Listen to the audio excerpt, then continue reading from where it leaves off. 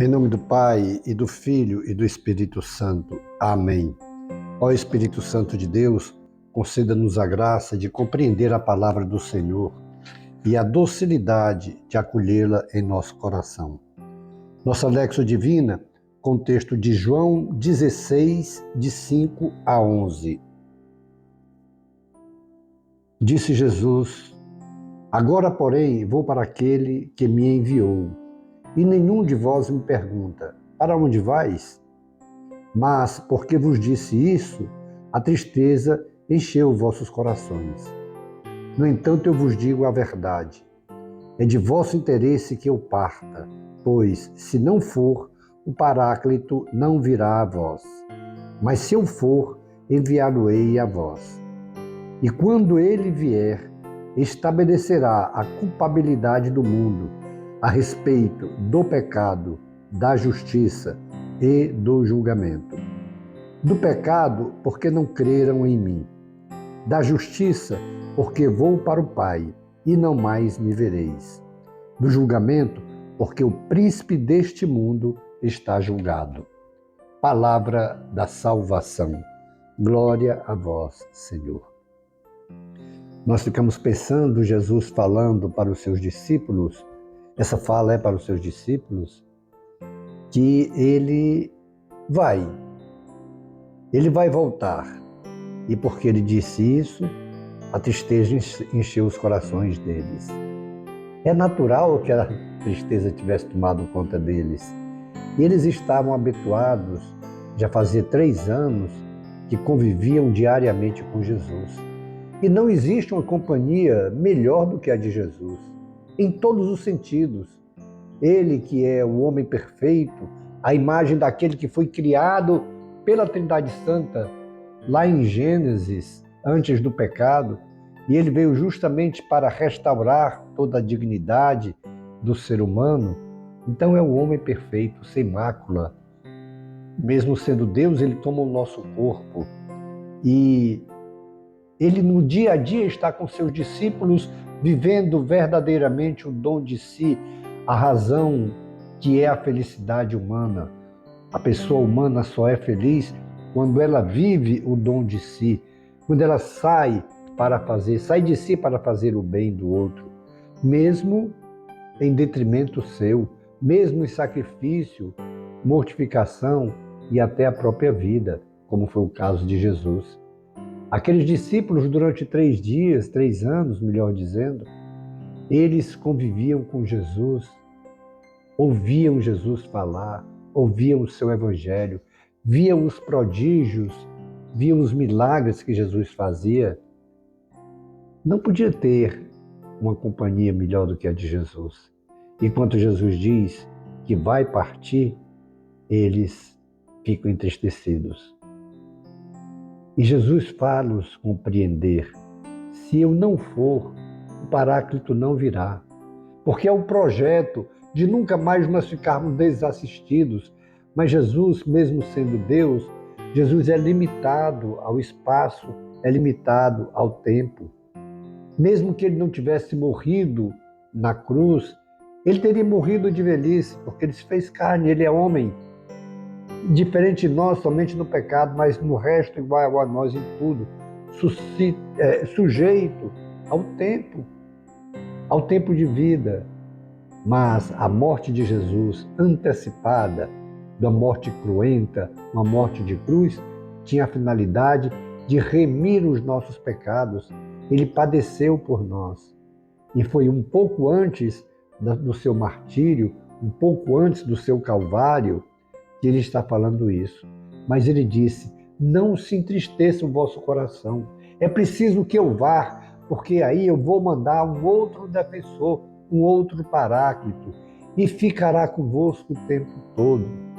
Ele vos assistirá em tudo. Será algo mais do que o que eu fiz, porque o que eu fiz é temporal. E o Espírito Santo não vem na matéria como eu vim. O Espírito Santo é Espírito Divino. Então ele vai acompanhar a todo aquele que abrir o seu coração. E ele fala que ele virá, e é o Espírito Santo, que é o doador dos dons, que vai convencer a culpabilidade do mundo a respeito do pecado. Qual é o maior pecado? Não crer em Jesus Cristo. Não aceitá-lo como o Cristo, como o Salvador. Não aceitá-lo como Redentor. Não aceitar o seu Evangelho. Não aceitar a sua doutrina. Esse é o maior pecado. É esse aquele pecado que Jesus disse, é um pecado contra o Espírito Santo. Porque é o Espírito Santo que revela a nós quem é Jesus. É o Espírito Santo que revela a nós o Evangelho de Jesus.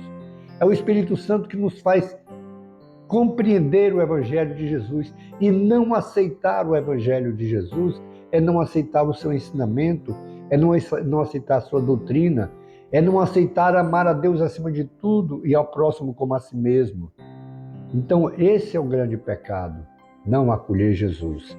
Porque aquele que Jesus, ainda que cometa muitos outros pecados, esses pecados serão minimizados, porque a partir da aceitação de Jesus, de acolher Jesus como nosso Senhor, nosso Salvador, nós vamos nos convencendo da necessidade de mudança, de conversão, e aí sim, deixarmos o Espírito Santo agir em nós. É o Espírito Santo que vai convencer da justiça, a justiça divina, diferente da justiça humana. Porque a justiça divina é aquela que nós nos ajustamos ao projeto de Deus, nos ajustamos à vontade de Deus, ao Evangelho de Deus. Porque a justiça divina, ela tem outra palavra que também a traduz, misericórdia, diferente da justiça humana. É o Espírito Santo que vai nos convencer a sermos homens, mulheres justos, pessoas justas, ou seja, que se ajustem ao Evangelho de Jesus, que se ajustem a acolher Jesus como Senhor. E do julgamento, porque aquele, o tentador, já está julgado e já está vencido. Sim, ele quando foi expulso do paraíso, ele já está vencido. E definitivamente ele foi vencido quando Jesus venceu o pecado, que ele é o autor do pecado. Então ele foi vencido. E a consequência maior do pecado, a morte, Jesus venceu a morte. Então definitivamente ele já está julgado e condenado eternamente. Nós estamos em caminho, nós estamos seguindo os passos de Jesus. É tempo, portanto, de nós acolhermos o Senhor, acolhermos o seu Evangelho, podermos colocar em prática o seu Evangelho e assim vamos nos tornando justos. E Jesus disse no início do Evangelho de João que ele não veio para nos julgar, ele veio para nos salvar. E essa salvação está a partir de nós acolhermos Jesus, o Cristo, e procurarmos viver o seu Evangelho. E que compromisso a gente faz ao Senhor agora? Façamos o compromisso de acolher Jesus em tudo, acolhendo o seu Evangelho. E acolhendo o seu Evangelho, procuremos pô-lo em prática.